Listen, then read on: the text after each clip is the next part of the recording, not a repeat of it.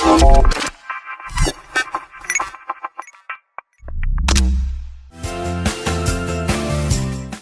welcome to the Business Influencer Show from TALRadio. I'm your host, Chris Salem. Hope everybody is having a great week. If this is your first time, you found us here at TALRadio.org, and we hope you're enjoying many of the great episodes across many of the different creators that we have here across many different segments. And we have been with TALRadio now for going on almost 5 years. It's hard to believe. Where has the time gone? But we are excited that you're here, and we are everything about business influence, meaning that how can you raise your personal and business influence to create more impact that creates a better experience for the people you serve. So again, you feel free to check out many of the episodes that we've done over the last 5 years, as we are a weekly show on YouTube, TALRadio.org, Spotify, and Apple. That's where you can watch, listen, whatever you prefer. Today's episode is being brought to you by Alumni Direct. Alumni Direct is a social media community platform dedicated to bringing alumni together from all different generational types and an opportunity to meet new people for the first time. Now, it is a membership program taking out all the noise out of social media. You get to generate genuine and authentic relationships with the people you choose to interact with. If you'd like some information about Alumni Direct, check them out at alumnidirect.com. That's alumnidirect.com. Well, today we're going to be talking about when success costs you yourself. Yes, we probably maybe seen this in others. Perhaps this has happened to you, where you've been in a business and all of a sudden it starts skyrocketing to the stars and you're doing really well, but for some reason you don't feel content and you're asking yourself why. What is wrong? Well, you're going to find out today all the answers, because we are here with the right person that is going to be sharing this valuable insight. We're going to be with our subject matter expert, Jo Swan, coming all the way from Malaysia. She's a subconscious alignment specialist, strategic psychotherapist, author of Turbulence, and creator of the Atlas navigation system. Jo works with successful, high-functioning people who have built the career, business, money, freedom, or comfort they once wanted, only to find themselves asking a question they did not expect. Why am I not happy? Her work explores the identity gap after success, the difference between ego wants and life wants, and the subconscious maps that shape what we chase, repeat, avoid, and choose next. And without further ado, we welcome Jo Swan to the show. Jo, how you doing today? Hi, Chris. Thank you. Thank you so much for having me. It's a pleasure. It is a pleasure to have you here. And this is such an important topic, Jo, and I'm so glad that you're here sharing this, because there are lots of business owners out there, either in small businesses, solopreneurs, to small to mid-sized companies, even Fortune 500 companies, where they got this success. I mean, everyone thinks, God, they must be happy and content, and only to know that they feel really, maybe in some cases, empty, lonely, and just why they don't feel the way they are expected to feel when things are going well. Let's talk about what could be the reasons why. I think that one of the reasons why is because people are placing their happiness in these external situations, objects, relationships, identities, and so they're giving away all of their happiness, they're giving away all of the control to the outside world, and they're not looking within them. And so what I see a lot of people that are looking for comfort from the discomfort that they're feeling inside, and they might look for that comfort in places like work. They might just keep themselves too busy so they don't have time to feel the discomfort. They might be finding comfort in food, in alcohol, sex, drugs, a whole variety of things. So I think we're giving away the control of our happiness to external objects and things. Wow. And that is so powerful and so true. And I know I can relate to this. I had success early in my career, even before I started a business, working for other people. And, And I just always felt empty. Like I was doing it for all the wrong reasons. It wasn't until my father died at the age of 56, that I realized all the things I were doing were chasing his validation that I never got growing up, and I wasn't even happy doing what I was doing. I was doing it because that's what I thought I had to do to feel right, feel good, feel like that was success. And my dad's death was the greatest gift. I mean, not, God forbid, I didn't want him to die, but it was the greatest gift he ever gave me, and the experience I had with him, because it changed my life, because it found that my success wasn't just in this, monetarily what I was creating in a business. It was what I was becoming. And that was the thing that was missing, the purpose, the drive, and what gets me up in the morning. So love what you're sharing. If you could share insights to that, to anybody that might go, wow, the light bulb just went off, and now their ears are glued to listening to this episode, watching if they're watching on YouTube, please share what you'd like to share. If what could be some steps they can start to make. Yeah. Thanks for sharing that, Chris. That's hard to lose your father at such a young age. And often it is these times of great challenge that we reflect and start asking ourselves these existential questions of, what is the purpose of life? What is meaning? What does meaning mean to me? And so I think my advice would be the first step is to pause and to just have some awareness around, why are you doing what you're doing? What do you really want in life? Most people actually get in the way of themselves in life. Life has this funny way, and now at the age of 54, I've learned it. I've experienced it many, many times for myself and the people that I work with. Life has this funny way of providing the answers to our problems and our questions. And what I have found we need tools to navigate our way through it while life is working things out for us. And that means getting out of our own way, not to be so kind of left brain. When I work with someone to the levels of mind in which we operate, and we have 4 levels of mind. We have our conscious mind, our subconscious mind, and then we have our non-conscious or unconscious mind, which is split into two parts. And most of us live most of our life operating from the conscious mind. And that is the conscious mind is what constantly talks to us. It's just yap all the time. It's trying to plan, predict, analyze everything, and then take control. Points us in the direction, but wants to control it the whole way. And that's what I mean by we get in the way of ourselves, because we don't even let the subconscious and the non-conscious come through, which would make our life a whole lot easier. So the first thing I would say is just pause and say, what do I want in life? Why am I doing this?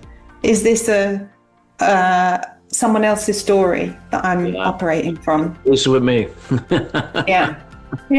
With many people. Yeah. Just that simple question: whose story is this? Is it mine? Did I create the story, or is it someone else's? So awareness is the first thing. It's just reflection, Yeah. And would it be safe to say that, hey, you've had success. Let's say your business is doing successful. It's great. It's awesome. Sometimes that may mean that, hey, that might be the time now to exit, because it's at the top. You could, the business has legs of its own. It can now operate without you. And that might mean that chapter is ended, just not because the business is ended, because the business is going to go on. It's just that you've realized that maybe there's something else, like someone who was a lawyer, they're almost most of their career, we're successful to only realize that, God, I always wanted to be a chef, whatever. Whatever it is. Yeah. But if you could, I love the pause, because that was one of the things that when my dad passed away and we had a conversation, now this is a strange thing because he wasn't talking to me because he couldn't talk, but I could hear him in another way. Strange to this day, but it's true. And it was that caused me to pause to say, I'm doing this for him, not me. Yeah. And that woke me up, and that changed my life. That was 27 years ago. So it's been a long time, but nonetheless, that pause is huge. And it's not, that pause would it be safe to say that pause isn't just a pause for a few seconds? That pause can be some time too. It depends on the situation. So, no, it's great. Yeah. What else would you share with us that you feel could help us so, it's not costing ourselves in this process? Yeah. I was going to pick up on what you said about the pause, because sometimes the pause is forced upon us through the challenge, the loss, it could be the divorce, it could be stresses at work. Sometimes it's a lot more subtle, sometimes it's a health issue. It's, I'm drinking too much. I'm carrying too much weight for what is comfortable for me. I'm not spending time with my family. Sometimes it's these things that are actually quite subtle, that maybe they're not enough. The body's trying to talk to us. It could even be, for example, for me, it was it was digestion issues. It was just chronic digestion problems that just, the body speaks to us and it tells us there's something not right here. There's something that's, maybe a disease or a chronic illness. And then will force you to pause. So what I would say is this pause is sometimes forced upon us, but if it isn't forced upon us, it's still well worth taking that pause and just, a reflection on, even thinking about your legacy. What do I want my legacy to be? If you worked for most of your life to establish a company and you're exiting, then there's two things I would say about that. Number one, what do you want your legacy to be? What do you want people to say about you when you're maybe not even here anymore? And number two, whatever you think is going to happen if you've spent 20, 30 years creating your company and then you're selling it, I've worked with people that haven't prepared for the exit. And to say it's an anticlimax is not big enough.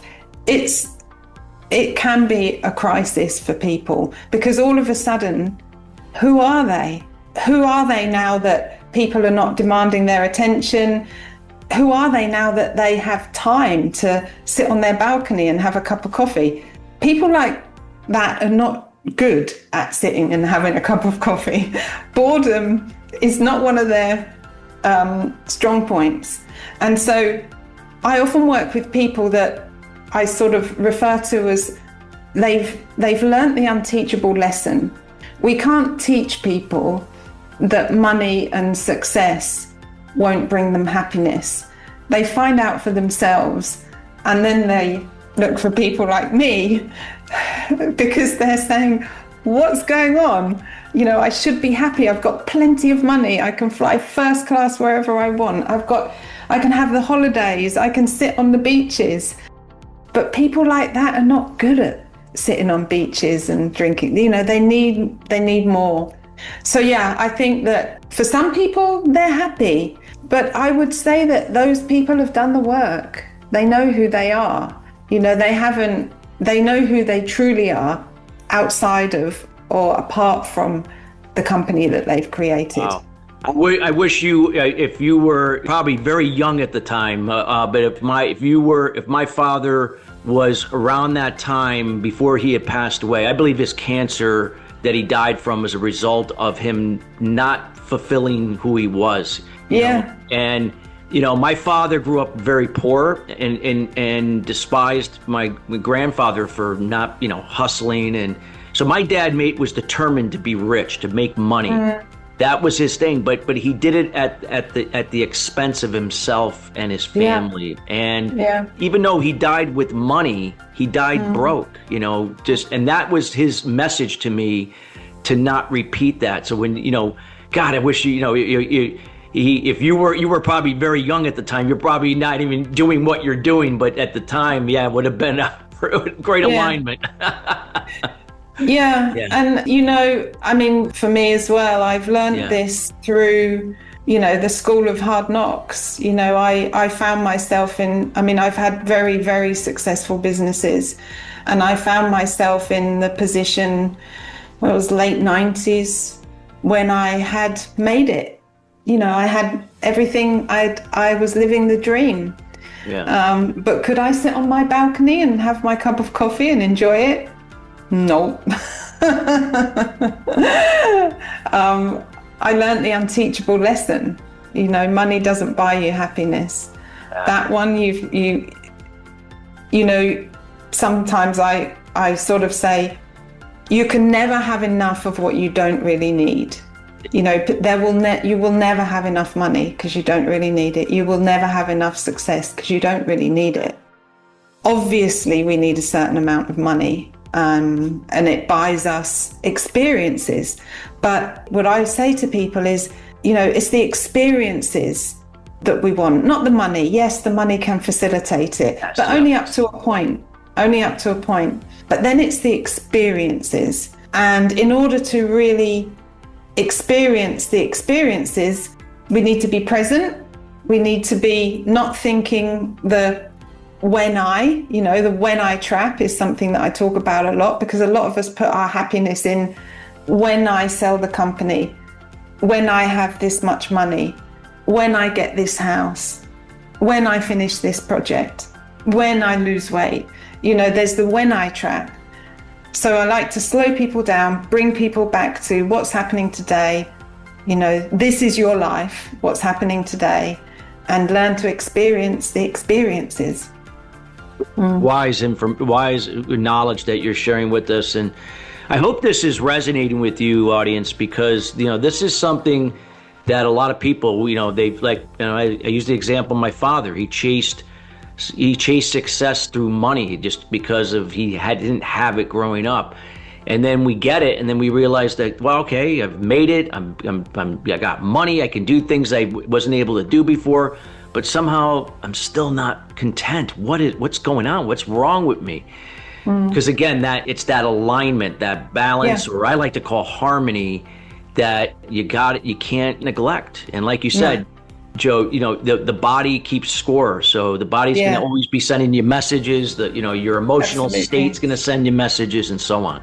Yeah, and that's where understanding the levels of mind is, I think, so valuable, because the majority of people just live in that conscious state of mind and I often use the metaphor of the navigator, the maps, and the territory and the compass. So I think of the conscious mind as the navigator. If we can just use it, it's a very powerful component of being human.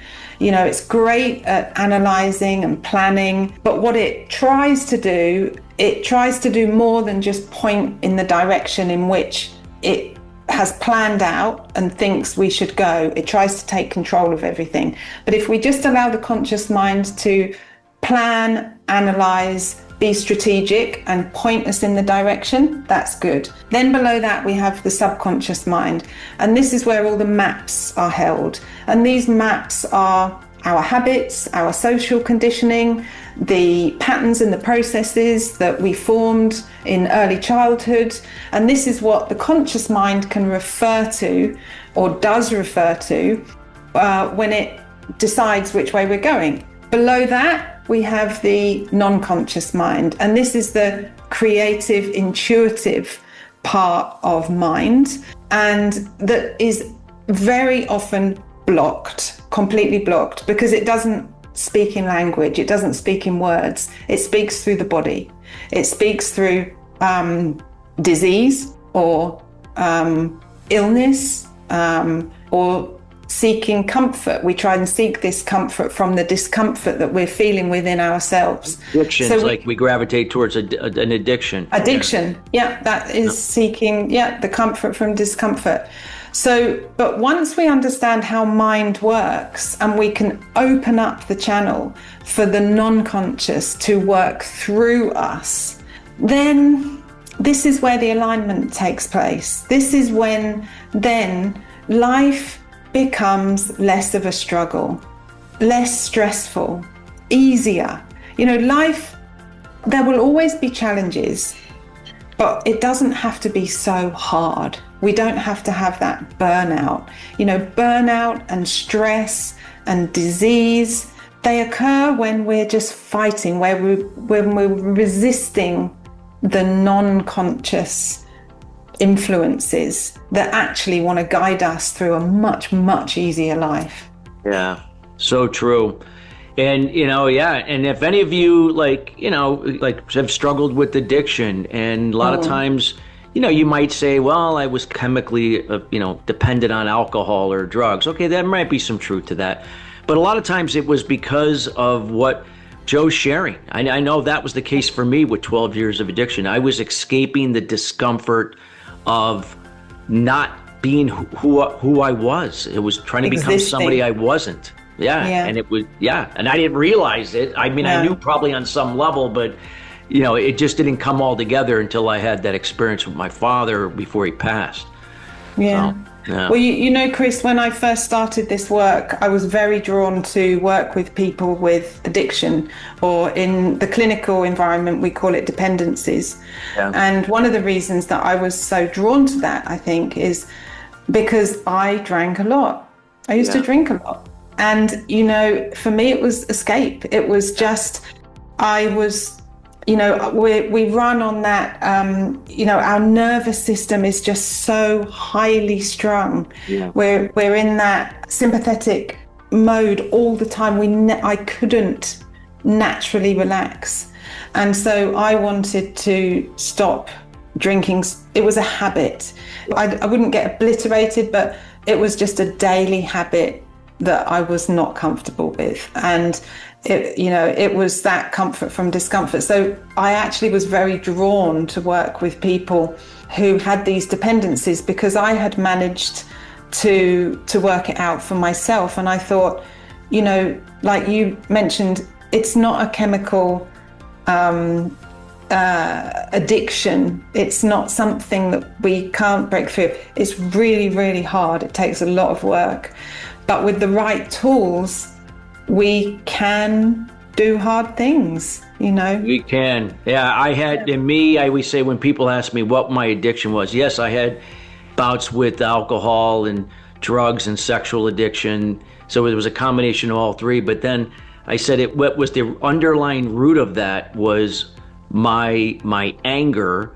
I was addicted to anger, and the anger was because of the lack of validation. And I wasn't validating myself. I was always seeking it out in my father and then other people. That's what the other people, and when it didn't fulfill, then I comforted myself with any of those three avenues. Yeah. Yeah, that's right. You'll never get enough of what you don't really need, and we actually don't need very much. We are equipped to handle this life, but we get in the way. We get in the way because the media tells us we need more. We consume more. You need more. And the thing is, it's not. You're so right. Through meditation and journaling that I've been doing every day for almost 27 years. It's like I live below my means. I've always have. It's always appreciating what you have, what you don't have, and just being that gratitude every day is so important. Yeah, and this is it. I would love people to not have to learn the unteachable lesson. I would love to prepare people before they realize that what they thought was going to make them happy is not going to make them happy. Absolutely. Well, Joe, I know we're at the end of the show, and this has just been an incredible episode. And I know, listeners, you've gotten a lot of great value, and we want to make sure that this conversation doesn't end. You're going to get a chance now to connect with Joe. But before we do so, before Joe gives you that information, Joe, we want to thank you for taking the time out of your schedule, coming all the way from Malaysia to be here with us, not only from the team here at TALRadio, but also everyone at the Touch of Life Foundation, a philanthropic organization that runs this platform. We want to thank you for sharing your insights, wisdom, and experiences with us. Thank you very much, Chris. It's just been wonderful to be here. And I'll say again that life will give you the answers to your problems and show you direction to go in. You just need some tools that to help navigate, on the way. My website is, I think you'll probably post it in the comments. So we're going to have everything in the show notes, everybody, but feel free, Joe. Yeah. And also my book, Turbulence, I wrote it because it contains the tools, and you don't even need to read the whole book, but you just can, look in, like if you're someone that ruminates, rumination, how to get out of the rumination loop. But so that's another tool that I still use today. So that's on Amazon. Great. Yeah. Well, we're going to make sure that Joe's contact information, including her website, will be listed. Also, her LinkedIn, Instagram, and YouTube channel. Again, hopefully you'll subscribe to her YouTube channel, connect with her on Instagram, LinkedIn as well, and we'll make sure we have that all there. Joe, thank you again for being here with us. Thanks, Chris. It's been a pleasure. I love talking to you. Thank you. Same here. Hey, listeners, we want to thank you each and every week joining us here at Business Influencers. Again, we are committed to bringing in subject matter experts like Joe in each and every week to share their words of wisdom and insights to help elevate you and your level of influence to the next level. If you'd like to see content that has not been covered on this show, feel free to reach out to our team here at chris@christophersalem.com. Till then, everyone, have a great rest of your week, and we'll see you here next week at the same time. Take care.